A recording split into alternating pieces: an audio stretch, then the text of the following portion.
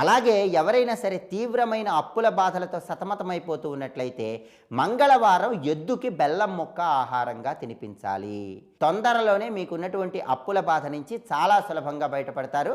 ఇందులో ఏమాత్రం సందేహం లేదు.